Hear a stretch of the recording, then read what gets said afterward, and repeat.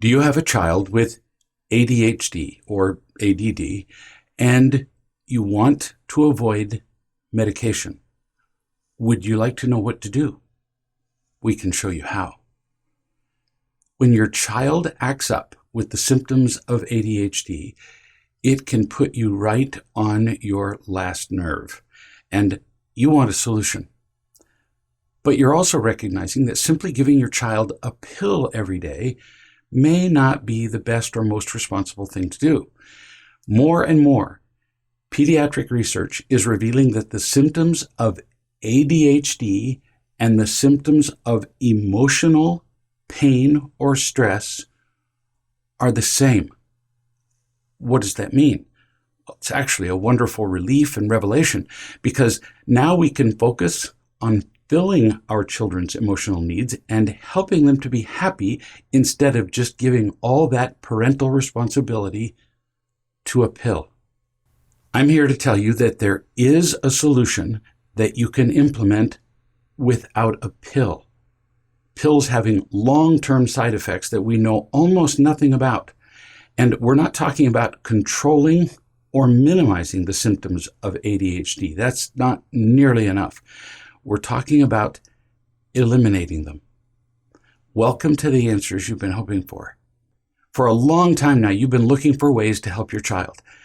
I greatly admire what you're doing right now. You're looking for answers. You're trying to love your child, which is way more than most parents do. And finally, you're in the right place. It's like you've been paddling around in the middle of the ocean, desperately looking for help. And now, almost unbelievably, it's here.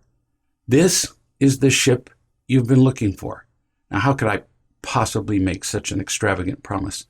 Because I know how to teach parents how to help their children who can't focus, who act out in anger, who have debilitating mood swings, who don't listen, who constantly interrupt and disrupt, and on and on.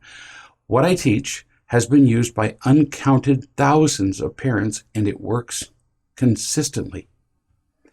I'm not trying to sell you something here that we're going to do. You don't have to wait. The training begins right now. In the next few seconds, I'll be teaching you things about your children and yourselves that you've never known. What a relief to know that right now you're exactly where you've wanted to be. You can learn what you need to learn. Finally, you can feel encouraged. You can feel hope. You can help your child, and I'm going to help you do that. You would not be here unless two things were true. You have a child who has ADHD or ADD, which is considered just a subgroup of ADHD, and two, you care enough to do something about it. I know you've tried to change things. Maybe counseling, probably medication, certainly nagging, what you've read in books, programs, yelling, controlling, but your child still has those sometimes maddening symptoms that make connection and cooperation nearly impossible. And you're frustrated and tired, like, You've been looking for something that works, and here it is. Principles that have proven to work hundreds of thousands of times all over the world. If parents are thoroughly committed to learning and practicing what I'm going to share with you, predictably, I see children just stop demonstrating the symptoms of ADHD. They just go away. And instead, they become happy and cooperative, even after everything else has failed. You become pretty happy too. It is not hopeless. I'm here to help you, and I'll be using the insight and experience of counseling with thousands of parents, and from writing 20 books and endless articles on the subject, as well as appearing on 1,600 radio and television shows and presenting seminars all around the world, and much more. You are about to change the world around you, and you don't have to do it alone, which is miserable and frustrating. You've already proven that with your own experience. So now the question that has to be on your mind: what am I going to teach you that you don't already know?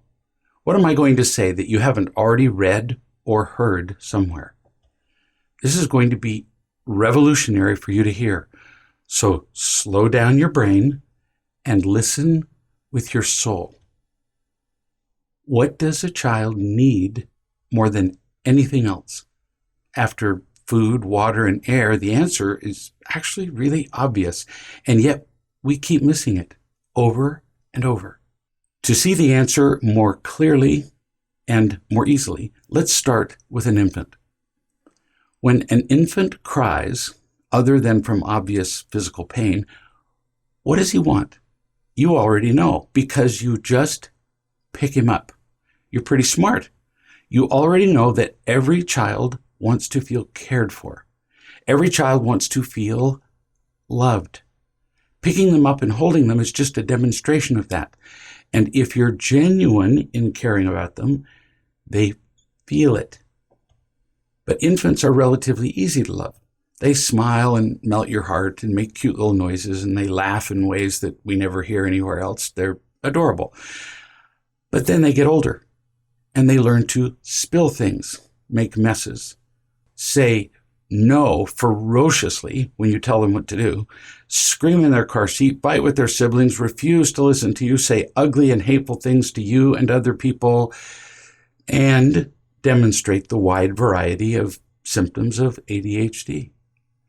They get a lot harder to love. And when that happens, we really don't know what to do.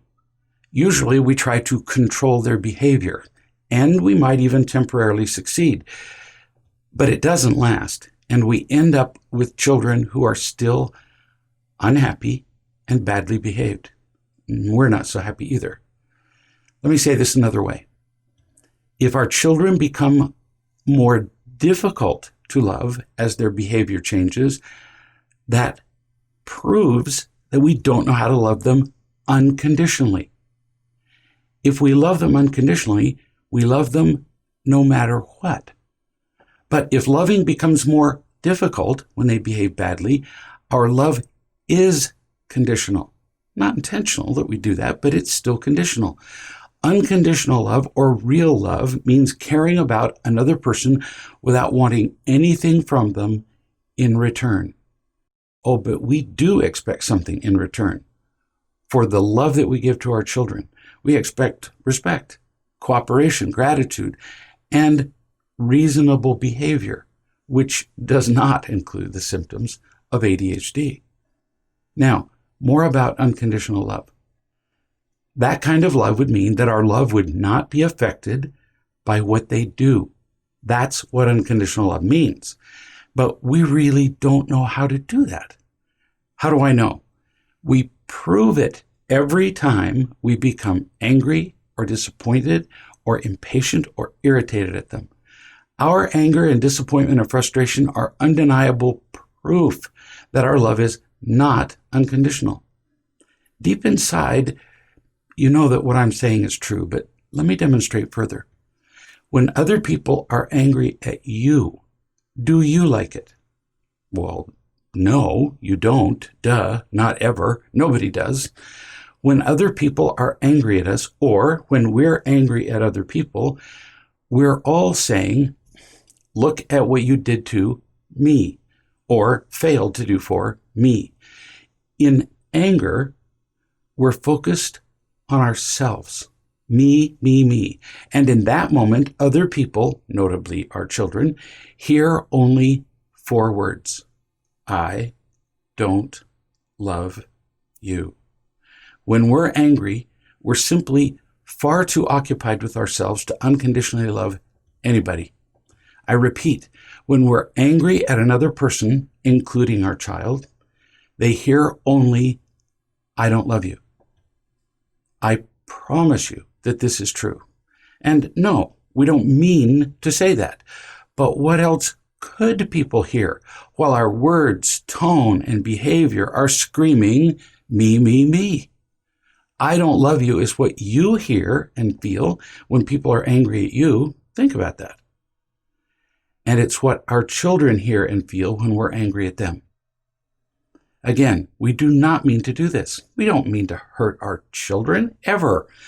but it was inevitable because we were not loved unconditionally, which means being consistently loved without disappointment or anger, loved freely with no conditions. So, how could we possibly have learned how to unconditionally love our own children? Impossible. Nobody's to blame. Our ignorance of real love simply perpetuated over generations. We don't know how to love unconditionally because we've never seen it or felt it with any consistency. For emphasis, I'm going to say all this in a slightly different way. When children behave badly, when they're disruptive and distracted and difficult, like when they have the symptoms of ADHD, it is almost always a reaction to them not feeling loved unconditionally, loved with no disappointment, irritation, frustration, or anger. This could sound discouraging, maybe, possibly even bleak. Overall, it is bleak. Look at the world. At the utter obsession with things that are distractions from our pain, from our not feeling loved, like endless entertainment, addiction to electronics, anger, controlling people, drugs, alcohol, sex, and on and on. There is the proof that overall we do not know how to love people unconditionally. If we did, and I speak here with vast experience, those behaviors I just listed would not exist. I've been teaching unconditional love now for so many years to so many parents that I can tell you this with complete certainty. When a child truly feels loved unconditionally, he or she does not act like they have ADHD. Instead, they're happy and responsible and cooperative and all those qualities you wish they had. With sufficient love, there is simply no need for a child to scream for attention with all the symptoms of ADHD. Happy people don't behave badly, period, full stop. So that is what I'll be teaching you. How to love your children unconditionally, which then gives them a reason to finally listen to you. How many times have you wondered in your own head, why does this kid not ever listen to me? Well, there's an answer. And here it is. Because when you're irritated, your child hears only, I don't love you. And that is so devastating that he or she hears none of the rest of the content of what you say. If you love them unconditionally, they can hear you, what you're really saying, because they're not distracted by their fear. They're not blinded and deafened by the I don't love you message. Then it becomes possible for you to teach them anything, like how to be loving and responsible themselves. And if they have that powerful trifecta, they feel loved and they are loving and responsible, it is a guarantee that they'll be happy, which is the ultimate goal for any parent, or frankly, any person. Your children can learn that being happy is way better than using all the attention getting of ADHD symptoms. Take my hand and we'll talk about what you can do and how I will support you. It will almost be like starting over in parenting. You're going to learn how to be a real parent, and your child will learn the lessons of life that will benefit him or her for the rest of their lives. If you implement what you learn here, and if you do it consistently, you simply will not believe the differences you'll see in your child, and in you, and in your family. Imagine it. No more tantrums, no more not listening or interrupting or talking incessantly or whining or complaining. None. No more ugly words, no more tension in the family, no more of all of that emotional noise. It's astonishing to see and feel. Our children are not bad. They're not defective. We're not bad. We just have not known how to love and teach them. What we're doing with our kids obviously is not working. Loving and teaching them does. Rarely is it too late to change whatever unproductive behaviors you're dealing with, not if you're really willing to learn to apply these principles to the interactions with your child. I can promise you, learning how to be a real parent is worth it. We're about to learn how to eliminate the behaviors in your children that are hurting them and making you crazy. Really. I make you another promise. Learning to be a loving, effective parent is easier than everything else you've done as a parent so far. We're really going to get into this. This is not a casual effort. We're not looking to make your children more manageable. That's not even close to being enough. And they're not objects to be managed. Our mission is to help you become a powerful and effective parent, and to help your child feel loved, and to be loving, responsible, and genuinely happy. It's a transformation, not a modification. If you are truly committed to learning how to parent, then I'm fully committed to teach you. And I will bring resources to the table you never thought about. The rewards are spectacular, as we have seen in uncounted thousands of families. There is not a single thing you will ever do that will ring through the ages more powerfully than being a loving and effective parent.